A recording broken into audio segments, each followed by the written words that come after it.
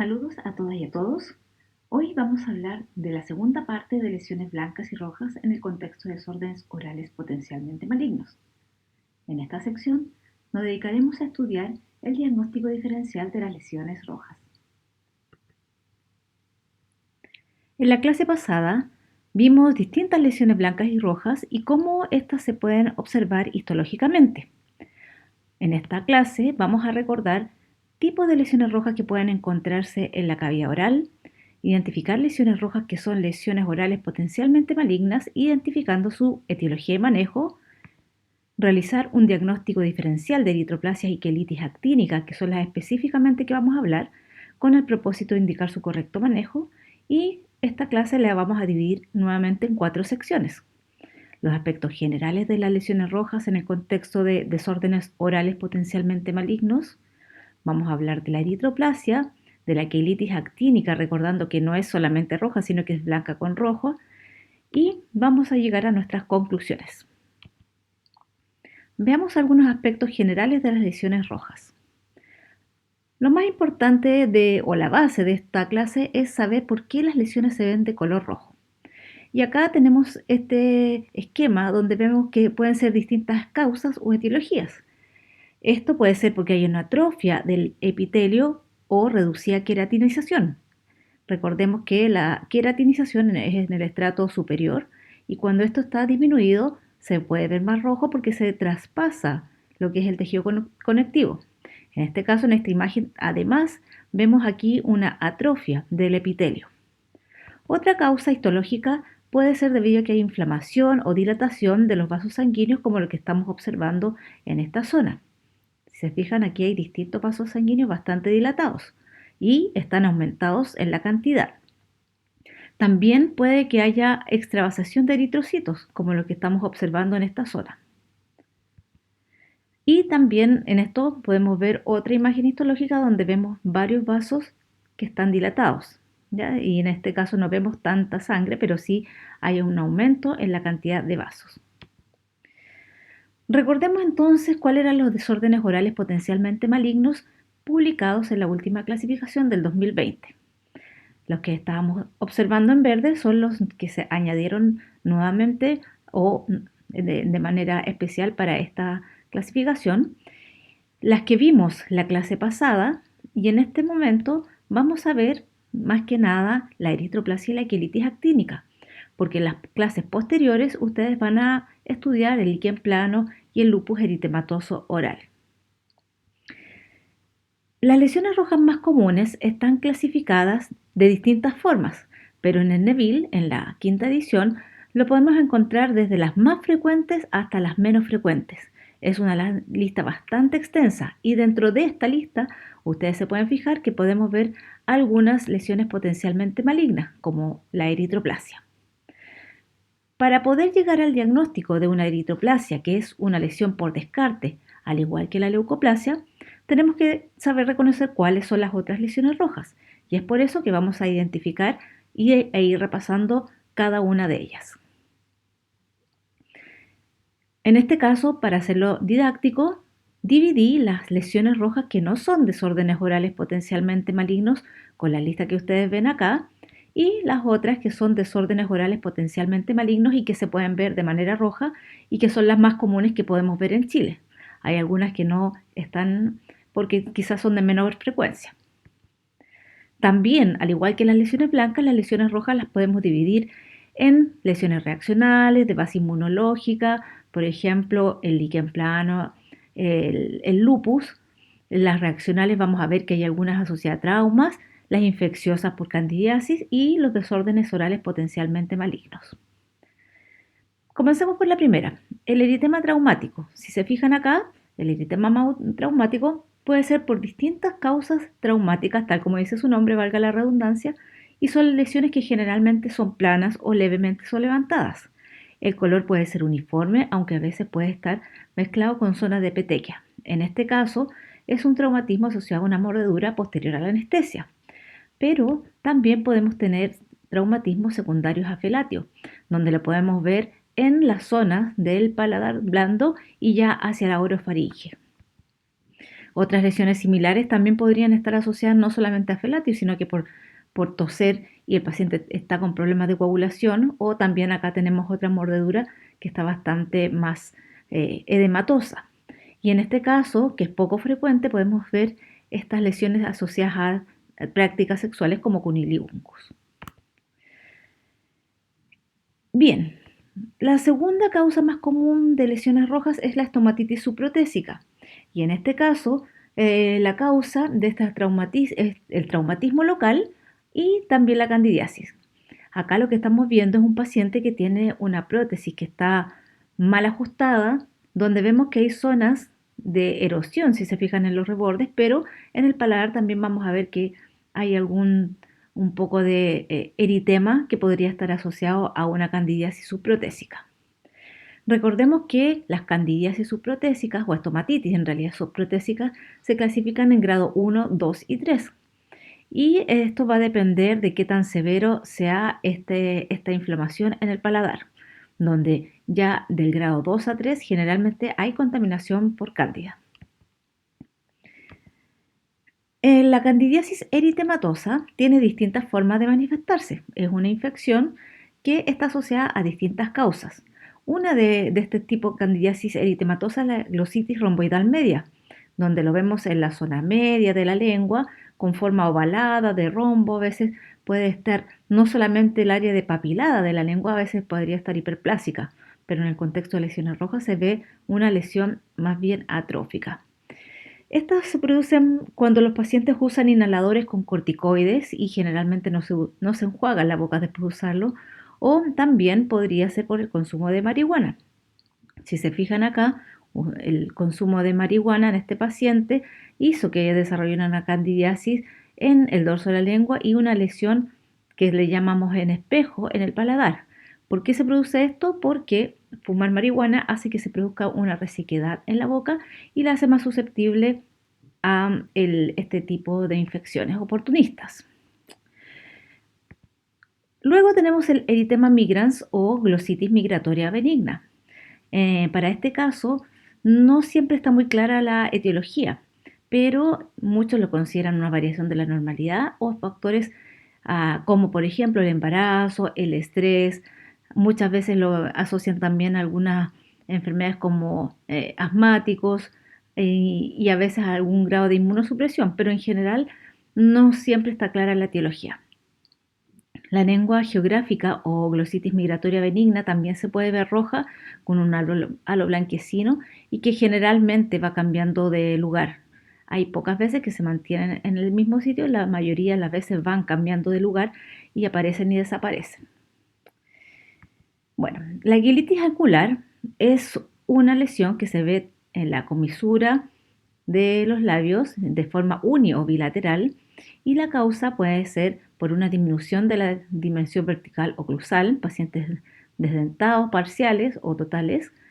Puede ser también que se sobreinfecte por candidiasis o hay veces que también puede ser sobreinfectado por bacterias o por traumas, por ejemplo, a veces procedimientos odontológicos donde necesita que tenga mucho tiempo abierta la boca y eso también puede producir este tipo de lesiones. ¿Cuál es el tratamiento de la quiritis angular? Depende obviamente de la etiología. Aquí estamos viendo una paciente que tiene una quilitis bilateral. La quemadura térmica es otra de las descritas por Neville y obviamente que está asociado a alimentos calientes. En este caso, si se fijan, lo que estamos viendo aquí es una zona eritematosa levemente solevantada con unas zonas blanquecinas y que está muy claro, el paciente sabe la etiología por el contacto con un alimento caliente. No solamente en el labio, sino que en este caso estamos viendo en el paladar, cercano en realidad ya a la encía y que podría tener estos bordes blanquecinos. Siempre vamos a tener este antecedente y nos ayuda a hacer el diagnóstico diferencial de alguna otra lesión roja como la eritroplasia. Lo que estamos viendo aquí es una estomatitis liquenoide. Estas estomatitis liquenoides son reacciones a medicamentos o a metales, a pasta de dientes, etc. En este caso, si se fijan, tenemos una lengua totalmente depapilada que llega casi hasta la mitad de la línea media, pero no es única, sino que está de manera bilateral, un poco más pequeña al otro lado. Esta paciente tenía una barra metálica y ese metal era el que estaba produciendo esta reacción. Si se fijan acá, también tenemos unas zonas eritematosas y otras medias hiperplásicas asociadas al trauma de la barra. Y también en la borde y base de la lengua vamos a ir viendo que incluso hay algunas úlceras. No vamos a hablar tanto de tratamiento de esto, pero obviamente que lo primero es eliminar el factor etiológico, que en este caso sería el metal. Otra causa de lesiones rojas es la anemia, que se puede manifestar en la lengua como una glositis atrófica. Esta glositis atrófica se produce como manifestación de distintos tipos de anemia, principalmente la anemia asociada a déficit de vitamina B12. Muchas veces los pacientes relatan ardor en la zona y no siempre está depapilada toda la lengua, como lo que estamos viendo en este caso de una mujer de 58 años que tiene una depapilación en la zona posterior, en los bordes laterales, sector anterior, y si se fijan los niveles de vitamina B12 estaban bastante bajos. Entonces, posterior a que se inicie una terapia con vitamina D, fíjense cómo la lengua va retomando su color normal. Otra lesión roja común es el hemangioma capilar en este caso, que generalmente lo vemos en niños, es poco frecuente en adultos y cuando es un hemangioma capilar vamos a ver una lesión roja como esta, generalmente está levantada y que tiende a desaparecer con la edad. Luego tenemos otras lesiones como el lupus eritematoso, me salté la eritroplasia porque la vamos a ver después, el lupus lo van a ver en otras clases y lo anterior son en realidad mucho menos frecuentes, por eso por cosas de tiempo vamos a empezar ahora a ver la otra lesión que es la que tenemos que estudiar más en detalle, que es la eritroplasia. ¿Qué es la eritroplasia? Está definida por la Organización Mundial de la Salud como cualquier lesión de la mucosa oral que se presenta como placas aterciopeladas de color rojo brillante que no pueden caracterizarse clínica o patológicamente como ninguna otra afección reconocible. Es decir, tenemos que haber descartado todo lo que vimos anteriormente y por eso es relevante que ustedes conozcan los diagnósticos diferenciales que les había presentado en las diapositivas anteriores. Histológicamente, nosotros vamos a tener distintas situaciones. Recordemos que la eritroplasia es un diagnóstico clínico, al igual que la leucoplasia. Pero histológicamente, la eritroplasia puede tener distintas situaciones. Podemos tener una displasia leve, moderada, severa, un carcinoma in situ o directamente un carcinoma de células escamosas. Lo que estamos viendo acá, en este caso, es una atrofia epitelial que también se acompaña y una falta de queratina superficial, que en este caso en realidad no es tan pequeña la capa, pero es importante que dentro de esto vamos a ver en el estrato basal distintos grados de displasia en los queratinocitos. ¿Cuál es la etiología de la eritroplasia? Son las mismas causas que tiene el cáncer en general, el carcinoma de células escamosas, el consumo de tabaco y alcohol, masticar nuez de metel o tabaco. Algunos lo están asociando también al índice de masa corporal o a la presencia del virus papiloma humano, pero aún faltan estudios al respecto. La epidemiología es variable, pero se ha descrito entre 0.02 a 2% sin predilección por sexo y generalmente se ven pacientes de edad mediana y ancianos. Clínicamente, lo que vamos a ver es una mácula o mancha de color rojo intenso, la textura es suave, aterciopelada, como les había contado, y a veces se pueden ver superficies granulares. Y recordemos que se pueden ver mezclados con zonas blancas, donde le llamamos eritroleucoplasia. Generalmente son asintomáticas, aunque hay veces que podrían manifestarse con una leve molestia, ardor o incluso cambio de sabor. Las ubicaciones más frecuentes son el piso de la boca, vientre de lengua, paladar blando, faces o fauces amigdalianas y la mucosa yugal. Esta lesión tiene una tasa de transformación maligna mayor que la leucoplasia, entre un 14 a un 50%. Por lo tanto, es muy importante que frente a este tipo de lesiones, que recuerden es una manifestación clínica, como las que estamos viendo acá, se debe tomar una biopsia para confirmar el diagnóstico histológico y de acuerdo a eso hacer el manejo del paciente. ¿Qué tratamientos son los sugeridos? La extirpación quirúrgica es la primera indicación, pero los márgenes no está claramente definido. Hay distintas indicaciones por distintos autores, pero lo importante es que sí se debe hacer la extirpación quirúrgica en las lesiones que pueda hacerse. También hay otras extirpaciones que se han mostrado con láser de dióxido de carbono que han tenido bastante éxito. Esto permite tener unos mejores bordes con buena cicatrización y evitar las recidivas con mayor éxito que la extirpación quirúrgica con bisturí frío. El uso de vitamina A, retinoides y bleomicina no ha sido efectivo, no se ha demostrado que hayan tenido algún éxito y por lo tanto se pueden indicar, pero no hay evidencia que lo respalde. Lo importante es indicar al paciente los ceses de hábitos recreativos como tabaco, alcohol, masticar tabaco en algunas partes del norte de Argentina, de Perú, de Ecuador, mastican hojas de coca que también se pueden encontrar como hábitos nocivos. Y además de eso, se debe hacer el seguimiento clínico y fotográfico cada 3, cada 6 meses, una vez al año, dependiendo del paciente y dependiendo de la ubicación de esta lesión. Esta diapositiva la vimos también en la clase anterior y en este caso Aguadala y colaboradores plantean un esquema de seguimiento dependiendo si es una displasia leve, moderada o severa o avanzada y también hablan de la ablación o excisión con láser y ellos hablan de algunos márgenes de seguridad, pero lo importante es que son los controles y seguimientos fotográficos con bastante frecuencia y de por vida. Bien, vamos entonces a la sección 3 y ahora vamos a hablar de la quilitis actínica. Recordemos que dentro de los desórdenes orales potencialmente malignos, la quilitis actínica es uno de ellos, que no es totalmente roja, pero sí podemos encontrar zonas blancas con zonas rojas y zonas ulceradas y también con costras. Se define como un trastorno resultado del daño solar y afecta las áreas de los labios más comúnmente expuestas, es decir, el borde bermellón del labio inferior. La presentación es variable con áreas atróficas, erosivas y placas blancas.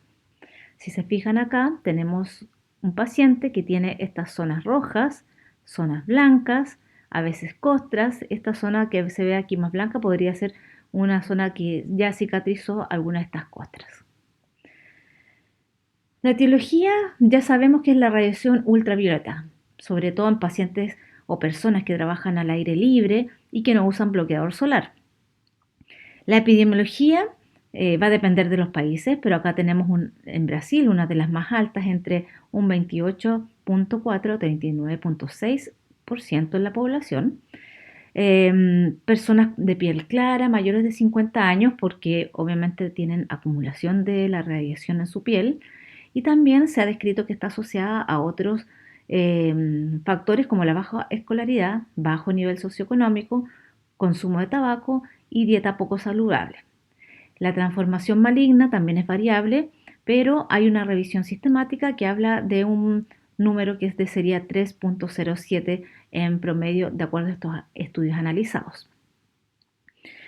Tal como yo les había mencionado, se observa principalmente en el labio inferior y la presentación clínica puede ser un eritema, descamación, induración, erosiones, fisuras e úlceras. Es importante que frente a alguna úlcera que se forme una costra y que ya no empiece a sanar por más de un mes, podríamos pensar en un carcinoma de células escamosas. Si se fijan, acá tenemos un estudio que se hizo en Chile en pescadores artesanales, un poco para contextualizar cómo es en nuestro país. Esta población eran hombres y los que presentaban quilitis actínica de todos los pacientes era un 39.54% de los 70 que fueron analizados. La mayor parte de ellos eran sobre los 40 años. Fíjense que más de 20 años de exposición eran un 52%, y las medidas de protección solar que usaban, ninguno, ya nada, que no usaban ni bloqueador solar ni ningún elemento, era prácticamente un 50%, es un factor importante a recordar. Y un 38% fumaba y el otro era exfumador. El consumo de alcohol era de un 35%. Ahora, al igual que la eritroplasia, para la quilitis actínica hay que hacer diagnóstico diferencial de otras patologías, donde ustedes pueden ver, aquí está la enfermedad y la clínica para que después puedan estudiar algunos de los que no vamos a ver en estas clases. ¿Ya? Por ejemplo, el herpes labial, la quilitis exfoliativa, la quilitis de contacto, quilitis granulomatosa, quilitis glandular y ya el carcinoma de células escamosas propiamente tal. Estos autores plantean un manejo de la quilitis actínica de acuerdo a varias situaciones. Este es un ejemplo de cómo ellos hacen este consejo de seguimiento, pero lo más importante es recopilar desde un inicio la historia clínica para saber cuáles son los factores de riesgo. ¿Ya? Generalmente, como les decía, piel clara, trabajadores al aire libre, sexo masculino, mayores de 50 años, y ver si es que es necesaria una biopsia de acuerdo al examen clínico. Si la lesión es circunscrita, al tomar la biopsia hay que ver si es que no tiene displasia o es leve o moderada o severa. Y ellos plantean tratamientos farmacológicos con fármacos que es el 5-fluoracilo perdón, y el imiquimod al 5%. Estos se pueden hacer a través de recetario magistral. Generalmente lo hacemos nosotros como patólogos orales o también los dermatólogos. Cuando hay displasia moderada severa, se indica la extirpación quirúrgica, pero también se puede complementar con los fármacos tópicos. Cuando tenemos lesiones difusas, también se estudia si es displasia leve, moderada o severa, se indican fármacos y está la opción de la vaporización con láser de CO2 o también en caso de lesiones difusas con displasia moderada o severa, la vermeyectomía. Es importante que independiente de esto también hay que hacer el seguimiento y también la prevención con fotoprotección, cesación tabáquica y minimizar el consumo de alcohol.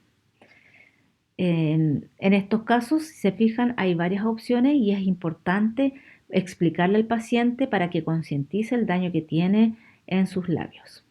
Acá tenemos un ejemplo de una publicación donde se trató con láser de dióxido de carbono en esta paciente que tenía una quilitis actínica y al año de seguimiento cómo apareció este labio ya totalmente sano. Bueno, y vamos ya llegando a las conclusiones del día de hoy. Primero, frente a una lesión roja se debe haber realizado siempre una buena anamnesis y examen clínico para llegar a la hipótesis diagnóstica. Recordemos que las lesiones rojas también son lesiones por descarte, por lo que tenemos que evaluar bien cuáles son los antecedentes. Y es por eso que debemos identificar las lesiones rojas que podemos observar y no siempre son desórdenes orales potencialmente malignos. Dentro de estas lesiones que vimos, la quilitis actínica y la eritroplasia, existen distintas formas de manejo, quirúrgico, láser, medicamentos y también incluyen los controles periódicos. Tanto la eritroplasia como la quilitis actínica son desórdenes orales potencialmente malignos con distintas etiologías, ya sea algunas que no están claras para la eritroplasia o tabaco y alcohol, y en la quilitis actínica directamente la radiación solar que puede verse agravada con otros factores como el consumo de tabaco. Pero ambas tienen mayor riesgo de transformación maligna que otras lesiones potencialmente malignas. Por eso el rol del odontólogo es educar al paciente, hacerle ver que necesita un seguimiento con un especialista y de acuerdo también a la biopsia se van a tomar las decisiones de tratamiento. Y con esto damos por finalizada la sección o módulo 2 de lesiones blancas y rojas asociadas a trastornos orales potencialmente malignos. Los esperamos en el caso clínico y en la evaluación posterior. Mucho éxito y muchas gracias.